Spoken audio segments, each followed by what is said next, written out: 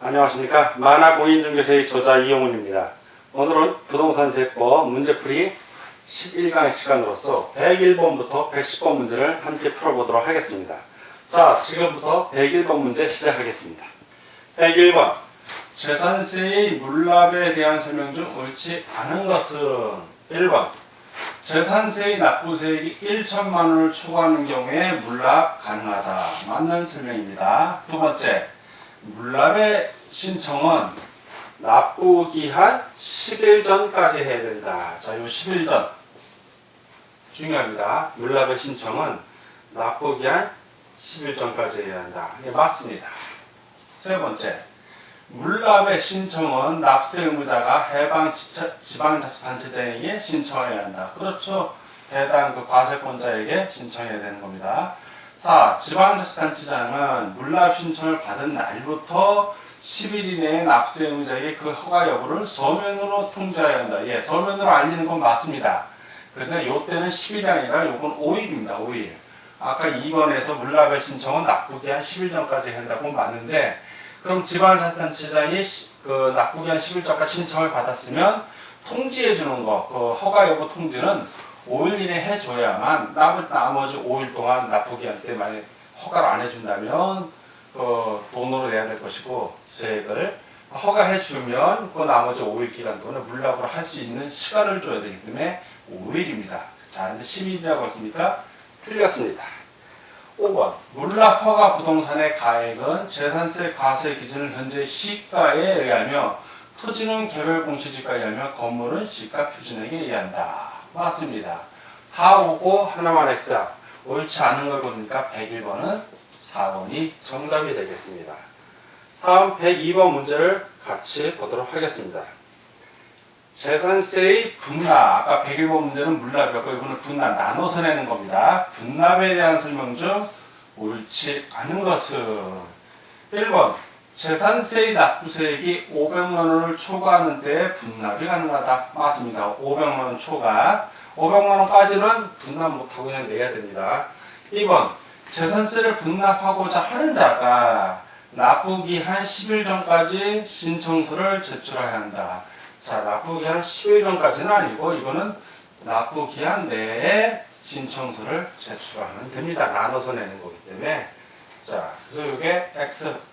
3. 분납 신청 시 지방자치단체장은 이미 고지한 납세고지서를 수정 고지하여 납기 내에 발부할 납세고지서와 분납 기간에 납부할 납세고지서로 고지해야 한다. 맞습니다. 두 개로 나눠줘야 됩니다. 영수증을.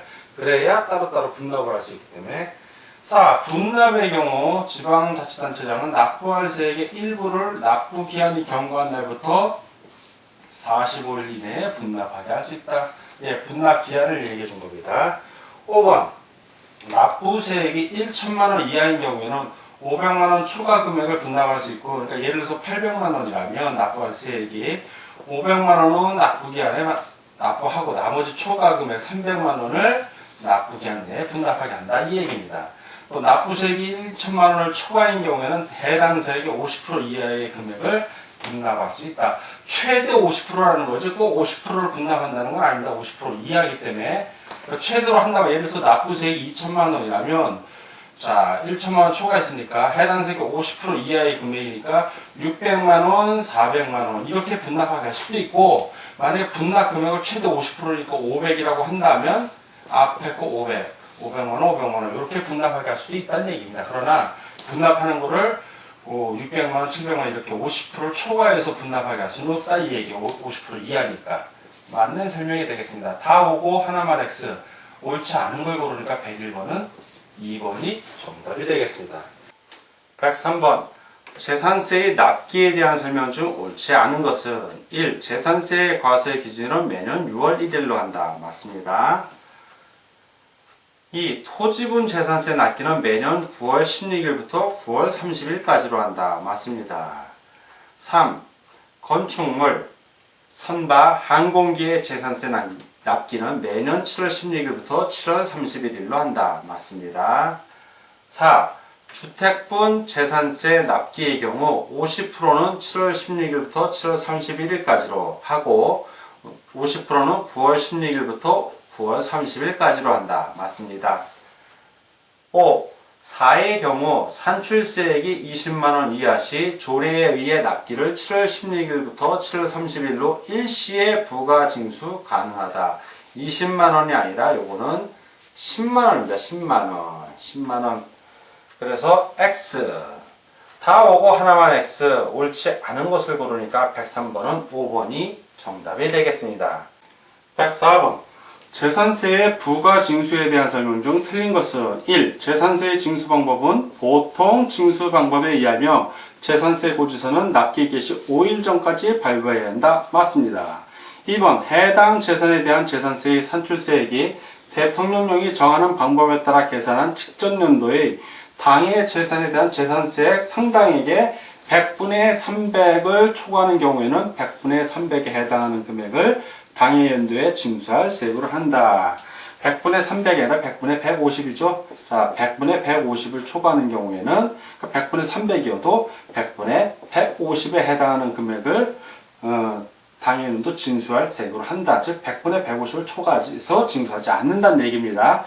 100분의 150인데 100분의 300이라고 했으니까 틀렸죠. X. 3번. 지역자원시설세의 납기와 재산세의 납기가 같을 때에는 재산세의 납세고지서의 일을 병기하여 납세고지할 수 있다. 맞습니다.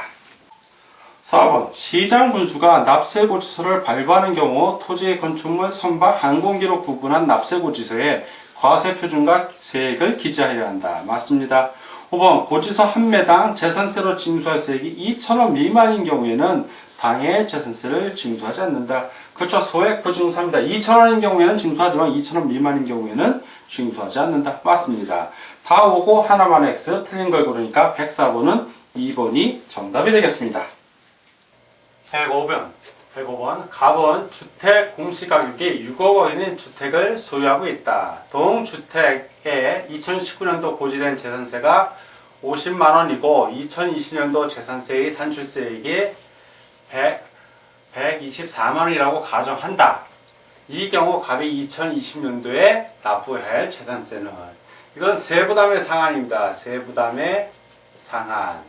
재산세 세부담의 상한에 대해서 알아야만 풀 수 있는 문제인데 계산은 쉽습니다. 근데 기본적으로 세부담의 상한을 모르면 어려운데 자, 재산세 세부담의 상한은 기본 원칙적으로는 150%입니다. 150%인데 주택의 경우에는 저기 단서 조항이 있죠. 주택의 경우에는 세 가지로 구분이 되는데 3억 원에서 3억 원 이하인 경우, 자 3억 원 이하 이 경우에는 105%가 상한입니다. 105%.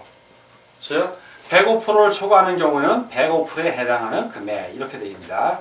자 그리고 3억 원을 초과 6억 원 이하, 6억 원 이하인 경우에는 이때는 110%입니다. 110%. 그리고 6억 원을 초과할 때, 6억 원을 초과할 때는 이때는 130%가 됩니다. 130%. 이렇게 105, 110, 130%. 근데 지금 문제는 6억 원이니까 3억 원 초과 6억 원 이하 요 110%에 해당이 됩니다. 그래서 재산세가 50만 원이고 곱하기 110%니까 1.1을 곱해주면 된다는 얘기죠. 100분의 110이니까 수학 산식으로 풀 때는 그럼 50만 원에 1.1배. 자, 이건 1.1배가 1.1이 되는 겁니다. 50만 원에 1.1배는 55만 원입니다. 55만 원을 고르라는 얘기죠. 105번은 그래서 50번은 2번에 있으니까 2번이 정답이 되겠습니다. 106번. 재산세에 대한 설명 중, 자, 재산세에 대한 설명 중 옳지 않은 것을 하나씩 보겠습니다. 여러 곳의 건축물을 소유한 경우 각각 건축물 소재지가 재산세 납세일지다. 그렇죠? 각 시군 구별로 재산세를 부과하기 때문에 각 건물에 대해서 재산세가 부과되는 겁니다. 맞고요. 두 번째, 토지, 건축물, 주택, 선박, 항공기의 재산세 과세 표준은 시가 표준으로 한다. 맞습니다. 시가 표준으로 합니다. 2와 3번. 2의 경우 토지, 건축물, 주택의 과세 표준은 자, 토지, 건축물, 주택입니다. 시가 표준액에 공정시작 가액 비율을 곱하여 산정한 가액을 한다. 맞습니다. 선박과 항공유는 공정시장 가액 비율이 없는데 토지, 건축물, 주택은 공정시장 가액 비율이 있습니다. 4번. 토지에 대한 재산세 과세대상은 토지분 재산세 과세대상입니다. 종합합산 과세대상, 별도 합산 과세대상, 분리 과세대상으로 구분한다. 글자나 생각하고 구분한다. 맞습니다. 5번 동일한 재산에 대하여 둘 이상의 세율이 해당되는 경우에는 그 중에서 높은 세율입니다. 낮은 세율이 아니라 높은 세율을 적용합니다. X네요. 다 오고 하나만 X. 옳지 않은 것을 고르니까 106번은 5번이 정답이 되겠습니다. 다음 107번 문제를 보도록 하겠습니다. 107번 토지에 대한 재산세 과세대상 중 분리과세대상 토지에 해당하지 않는 것은 분리과세는 두 개가 있죠. 하나는 저율, 또 하나는 고율입니다. 고율. 고율 같은 거는 아예 비싸게 매기는 거예요. 분리해서. 그러니까 별장 같은 거 생각하시면 되고, 저율은 농경지 같은 거 0.07%, 그리고 0.02%에 해당하는 그 저율 두 가지가 있었죠. 자, 일단 보자고요. 하나씩. 1. 경작에 사용하지 않고 있는 개인 소유의 전납 과수론. 자, 사용하고 있어야죠. 사용하고 있어야, 이걸 사용하지 않고 있는 게 아니라 사용하고 있어야만 분리과세이 되고, 사용하지 않는 건 다 종합합산과세 돼서 버립니다. 자, 이렇게 사용하지 않는 게 종합합세니까 분리과세 대상에 해당하지 않는 게 되는 거죠. X. 2번 1996년 5월 32일부터 종중이 소유한 토지. 그렇죠. 종중이 소유한 농지는 저율 분리과세 대상입니다. 맞고요. 3. 개인이 축산용으로 사용하는 도시지역 밖의 기준면적 이내의 목장 농지. 예, 저율 분리과세 대상 맞습니다. 4. 부동산 투자회사법에 의하여 설립된 부동산 투자회사가 목적 사업에 사용하기 위하여 사용하고 있는 토지. 예, 분리과세 대상 맞습니다. 5번. 골프, 회원 골프장용 부동산으로서 구분 등록 대상이 되는 토지. 예, 분리과세 대상 토지 맞습니다. 자, 다 오고 하나만 X. 그래서 107번은 1번이 정답이 되겠습니다. 108번. 법인이 소유한 농지로서 토지에 대한 재산세 과세 대상 중 분리 과세 대상에 해당하지 않는 것은, 자, 농지로서 분리 과세 대상이면 0.07% 저율입니다. 자, 특혜를 주는 거죠. 이런 경우 농지를 실제 영농에 사용한다든가 아니면 농지를 공적으로 사용하는 경우에 분리과세 대상이고, 그렇지 않은 경우에는 분리과세 대상이 아닙니다. 1번 한국농어촌공사가 농가에 공급하기 위하여 소유하고 있는 농지. 예, 분리과세 대상 맞습니다. 2. 농업법인이 실제 영농에 사용하면서 소유하고 있는 농지. 분리과세 대상 맞습니다. 3. 농산물 가공을 주업으로 하는 법인이, 사적인 법인이죠. 영리를 추구하는 겁니다. 소유하고 있는 농지. 이거는 분리과세 대상 아닙니다. 4. 사회복지사업자가 복지시설의 목적으로 사용할 수 있도록 하기 위하여 소유하는 농지. 분리과세 대상 맞습니다. 5번 법인이 매립 간척에 의하여 취득한 농지로서 과세 기준을 현재 직접 경작하는 농지. 예, 분리과세 대상 맞습니다. 다 오고 하나만 X. 그래서 108번은 3번이 정답이 되겠습니다. 109번 토지에 대한 재산세 과세 대상 중 종합합산 과세 대상에 해당하는 것은 1번 서울특별시에 소재하는 일반 영업용 건축물의 부속 토지로서 기준면적 이내의 토지. 이거는 별도 합산 과세 대상입니다. 자, 종합합산 과세 대상 아니죠. 2번 서울특별시 지역의 산업단지와 공업지역 안에 위치한 공장용 건축물의 부속 토지로서 공장 입지 기준 면적을 초과하는 부분의 토지. 공장 입지 기준 면적 이내인 경우에는 그 별도 합산이 되지만, 초과를 하는 경우에는 그때는 바로 종합합산이 되는 겁니다. 종합합산.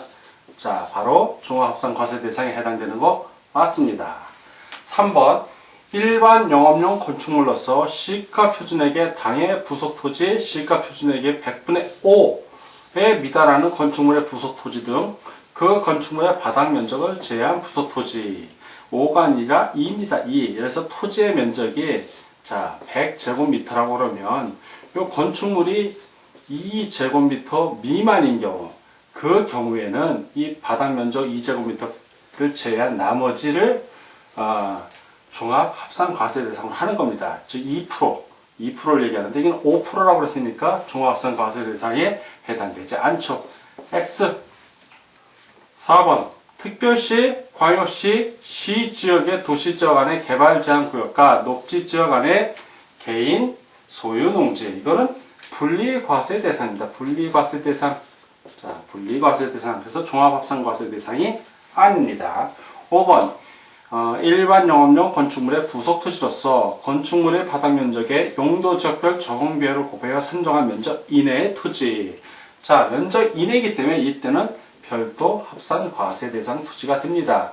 자, 그래서 종합 합산 과세 대상 토지가 아니죠. 다 X고 하나만 종합 합산 과세 대상이니까 109번은 2번이 정답이 되겠습니다.